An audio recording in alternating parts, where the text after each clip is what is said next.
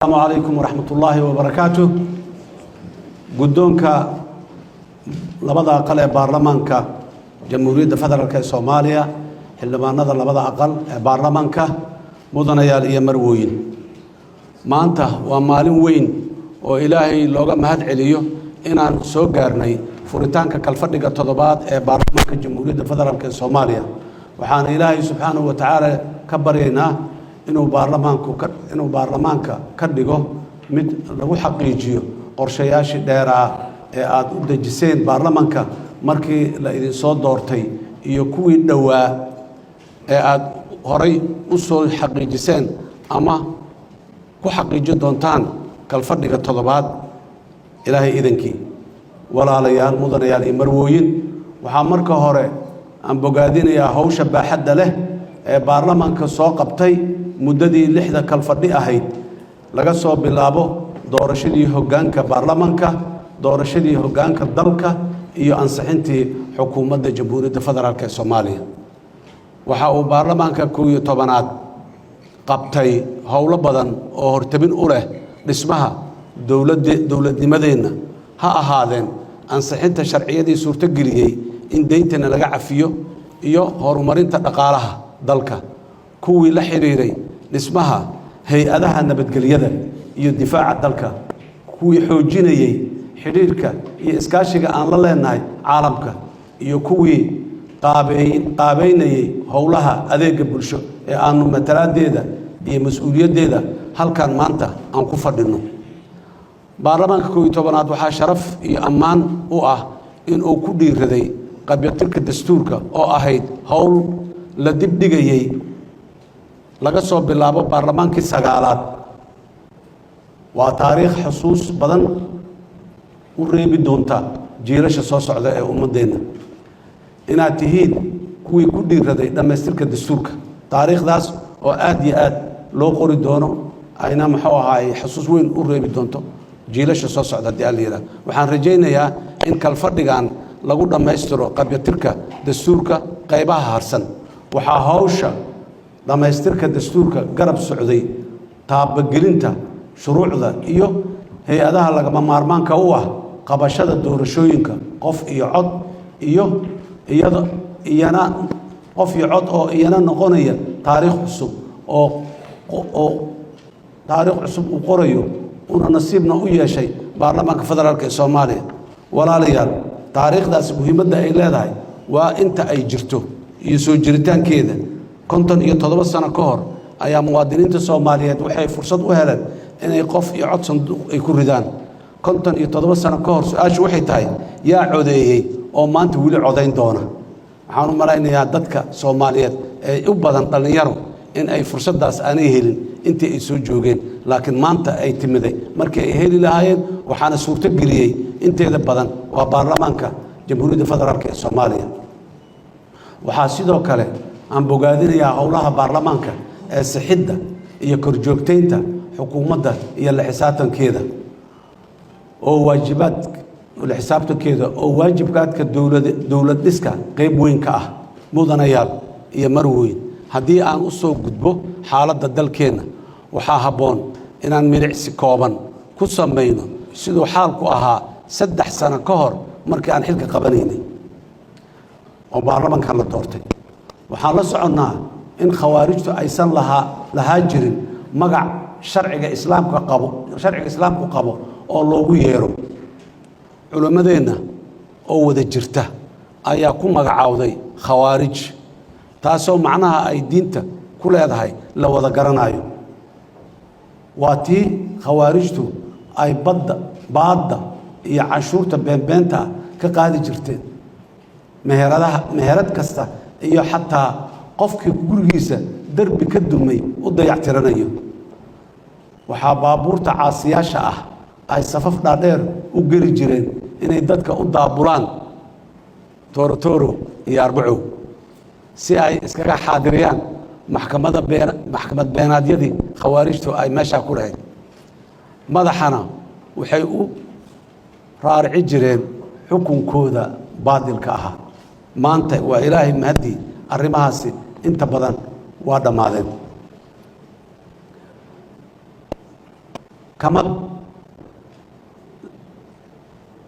maanta xaalka dalku waa ka duwan yahay sidaas inkasta oo ay noo dhiman tahay guusha kama dambaysta ahayd oo ah oo guusha kama dambaysta aan gaari doono insha Allah mar dhow maanta khawaarijta iyo madaxdooda waxaa lagu beegsanayaa meelo aad iyo aad u fogfog magaalada caasimadda ah waxay ahayd masrax ay ku jiraan argagixisada riwaayad diimeed been ah oo ku salaysan qarax dhiig beeg shacabka jidadka maraya Allah subhanahu wa ta'ala ayaa uga mahad celinaynaa in uu na waafajiyey annagoon u kala harin hoggaan ciidan iyo shacab inaan maanta khawaarijtii dhuumaalaysanayaan shacabka Soomaaliyeedna ay ku naaloonayaan nabad ay ka quusteen sanado badan oo hore ammaan gaar ah waxaa mudan geesiyaasha ciidamada qalabka sida iyo kuwa difaaca deegaanada oo naf iyo maalba u huray inay dalkeena xoreeyaan ayadoo amniga dalka la siinayo mudnaanta koobaad waxay dowladda federaalka ee Soomaaliya u hurtay miisaaniyadeeda inta ugu badan in lagu bixiyo xoreynta dalka sidoo kale waxaan garaacnay albaab kasta oo suurtagal noo ah si aan u tayayno ciidankeena dhanka tababarka qalabaynta iyo hogaaminta maanta wiilal Soomaaliyeed ayaa wada diyaaradaha qumaatiga u kaca ee aynu kula dagaalanno khawaarijta soona daabulo oo soo qaada dhaawaceenna meelaha fogfog dagaalada ku gala ee ku dhaawacno waxaan howlgelinay ciidankeena badda waxayna isticmaalaan tiknoolajiyad casri ah mudanayaal iyo marwooyin cadow waa xeelado badan yahay markii aan albaab ka soo oodnaba dariishad ayuu furtaa isku dirka beelaha faafinta dacaayadaha iyo abuurista khilaafaadka diimeed waa tabaha khawaarijtu ay rabaan inay ku sii noolaadaan markii ay ka quusteen goobihii dagaalka waxaan digniin gaar ah u diraynaa kuwa cadowga ku garab istaaga arrimahaas oo guracan ee aan kor ku soo sheegnay labo dhanka kobaca dhaqaalaha iyo dhismaha kaabayaasha haddii aan u laabto dayn cafiskii kadib dalkeennu wuxuu galay marxalad cusub oo aan diyaar u nahay inaan la ganacsanno caalamka kana shaqayno in aan ka kaaftoonno gacmo hoorsiga iyo inaan dayn kale qaadanno maanta waxay dowladda federaalka ee Soomaaliya mushaar siisaa bil kasta dad ka badan 100,000 oo qof oo Soomaali ah oo isugu jira siyaasiyiin ciidan shaqaale rayid ah macallimiin dhammaan qarashkaas waxaa laga bixiyaa dakhligeenna iyo canshuurta muwaadiniinta Soomaaliyeed uu bixiyo muwaadinka Soomaaliyeed uu bixiyo waxaan bogaadinayaa ganacsatada Soomaaliyeed iyo muwaadiniinta isu xilqaamay inay canshuurta bixiyaan ku dhiiraday diiday tahdiidaadka iyo handadaadda uga imaanaysa khawaarijta waxaa mar kale adkaynaya ahmiyadda bixinta canshuuraha oo la'aanteed aysan dowladdeena jiri karin maadaama aysan canshuuraha ku filnayn baahideenna dowladnimo iyo tan shacabkeenna waxaan u guntannay in aan ka faa'iidaysanno khayraadka dalkeenna ilaahay ku manaystay oo ay ugu horeyso shidaalka oo la hubiyey inaan ka mid nahay kuwa ugu kaydka badan dunida maanta iyo khayraadkeenna badaha oo sidoo kale ilaahay nagu manaystay bilaha soo socda ilaahay idimkii waxaa la bilaabayaa qodista ceelkii ugu horreeyey ee shidaal ah ee Soomaaliya laga qodo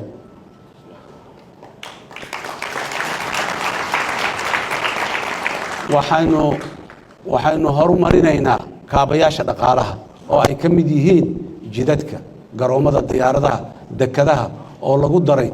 saldhig laga gano dayax gacmeedyada spaceport oo ah kii ugu horreeyey ee qaaradda Afrika laga dhiso waxaan shaki ku jirin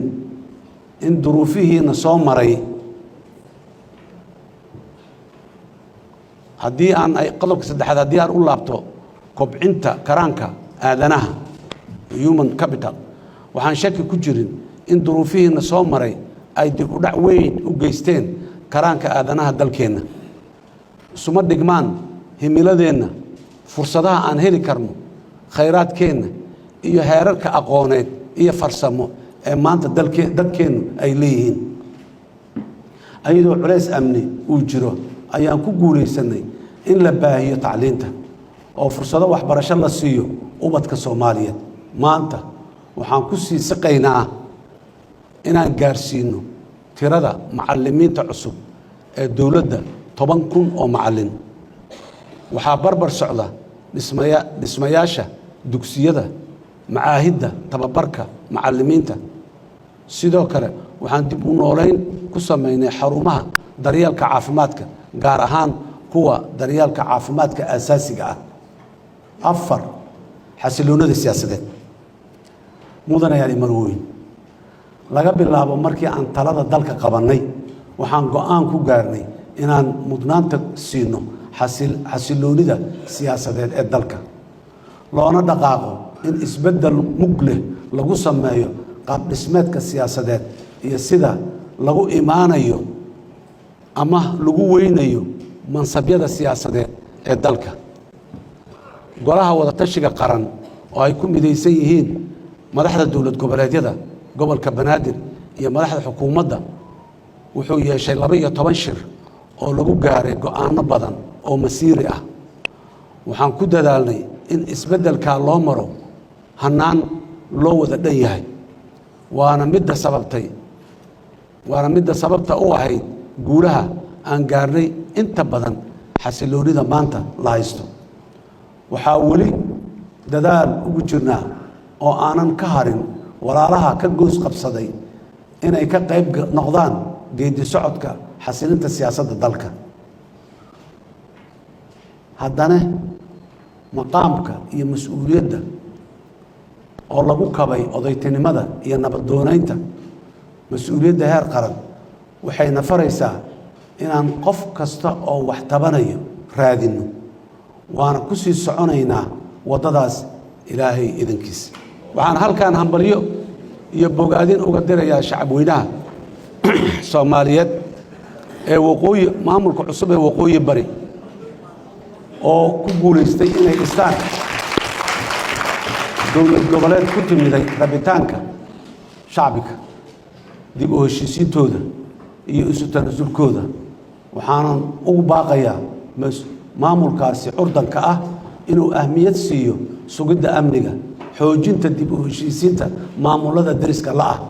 iyo fidinta adeegyada bulshada deegaanka baahida weyn ay u qabtay muddada dheer dhismaha maamulka waqooyi bari kama dhigna inay kala maarmeen deegaanada dariska la'ah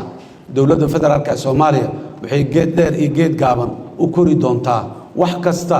oo fududeynaya wada shaqaynta iyo nabad ku wada noolaanshaha deegaanadaas iyo kuwa dariska la'ah ee horeyba u ahaa wiil iyo waalid xigto iyo xigaalo aan kala go'i karin marna waxaan ugu baaqaynaa walaalaha inay u guntadaan nabadda xaqiijinta amniga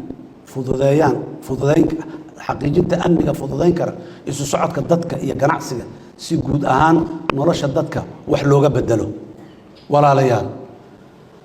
ka mid ma aha dhaqanka suuban ee Soomaalida ay leedahay in maxaabiis la kala haysto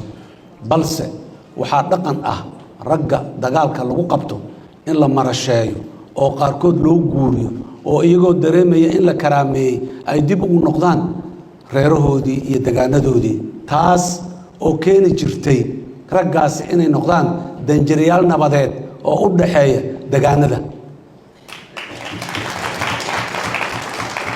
waxaan leenahay walaalaha inay xusuustaan aan rabnaa mahmaadii ahayd xasuustaa ma xiriirsho ee aan diiradda saarno berri oo yaynaan ku habsaamin shalay iyo wixii dhacay oo aanan soo celi karin qodobka shanaad khilaafkeenna annaga ayaa xallisanayna ولا ريال خلافك وحكم يا نرش آذنه وضع النور أو وضع معاملية أو وصق يانو أوري يسيجينا خلافكم محمى ما نفعنا والرأي كلا دوانان شو خلاف كلمة هدي لا معناه محمى ما نفعنا لكن وحا حماية أما في عناية سيد الله حلين هدي الله مرو وضع هذا لقو قاره هالشيس إيه هدي الله مرو وضع لقو قاره عنف إيه عراد aan la garanayn meesha ay ku dhamaanayso taasi waa wadadii aan ku habawnay ee aan qaadnay 1991 soddon iyo dhowr sano ayay nagu sii maraysaa inaan wadadii saxda ahayd ee shalay aan ka soo habawnay aan ku noqono sidaas daraadeed asalku wuxuu yahay khilaaf hadduu yimaado inaanan la isku dayin in xoog iyo xabad in lagu xalliyo ee lagu xalliyo wada hadal iyo wada xaajood mar kasta khilaafkaasina soo maray wuxuu keenay inaan burbur dhammaystiran iyo faragelin shisheeyo oo aan dhammaad lahayn oo qaarkeed ilaa maanta ay taagan tahay ilaahay subxaanahu wa tacaala nooma celiyo meesha taas beddelkeeda waxaan go'aansanay inaan goglo u fidino siyaasiyiinta iyo hogaamiyayaasha bulshada ee naga ra'yi duwan si aan u dhageysano codka dadka Soomaaliyeed oo dhan gaar ahaan kuwa wax dareensaday waxaan dhageysanay dareenkooda iyo tabashadooda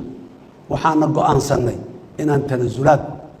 ka samayno wixii dadka isku haynaya iskuna keenaya ayna ku wada jirayaan waadna la socotaan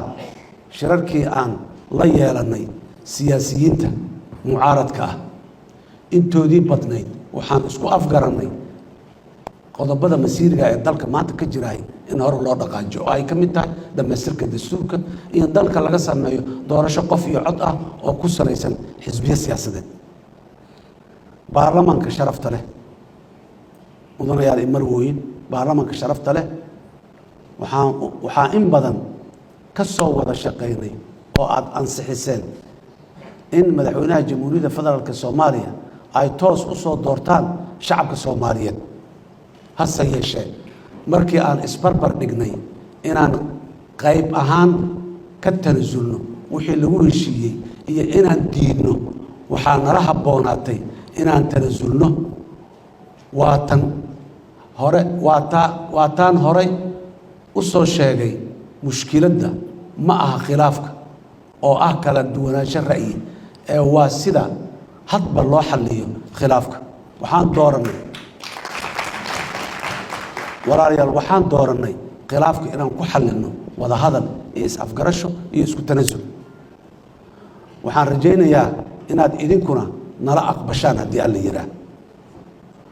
waxaan weli daba soconnaa kuwa weli wax diidan ee tabashada qaba waxaan kalsooni ku qabaa in bisaylka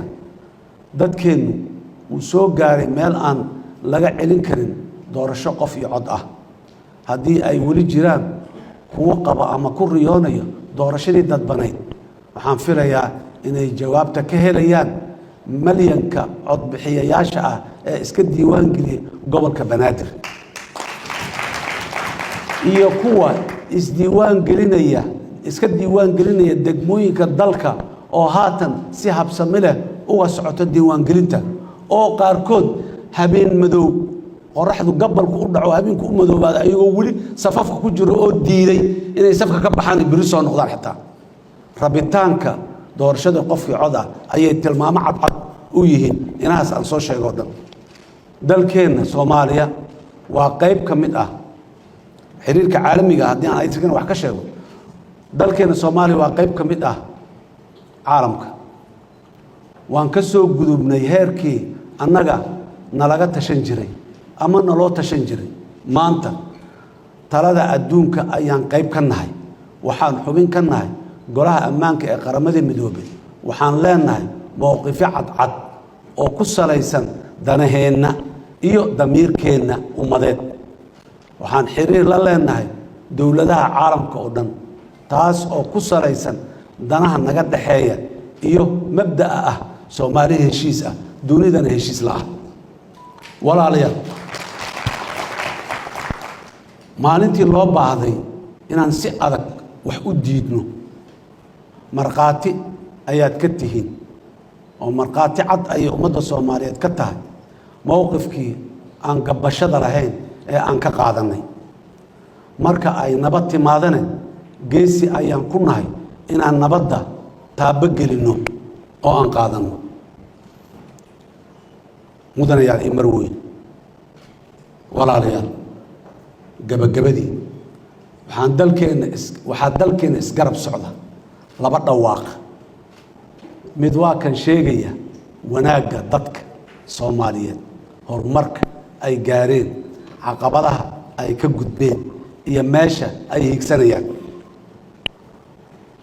kuwaas waa kuwa dhimanaya kuwa u dhimanaya xorriyadeenna kuwa qorraxda u taagan ammaankeenna kuwa qarankeena u huraya wax kasta oo ay ugu horeyso naftooda dhanka kale waxaa taagan kuwo ku hadaaqaya ama abuura xumaha ee aan ka shakiyin hoogga iyo halaagga iyagoo aaminsan in weliba haybad lagu gaaray karo sidaas Allah subhanahu wa ta'ala uma rumeeyo riyadooda aamin ayaan leenahay shacabka Soomaaliyeed walaalayaal waa inaan labadaas dhawaaq kala doorano oo shacabkeena nabadda u doorno weliba dhammaanteen aan ku naaloonayno muxaafad iyo mucaaradba midkaan nahayba meeshaas waa dawga nagu habboon inaan marno waa dhawaaqa horumarka nabadda dimuqraadiyadda iyo dowladnimada suuban walaalayaal kalfadhigeena toddobaad ee baarlamaanka jamhuuriyadda federaalka Soomaaliya waa noo furan yahay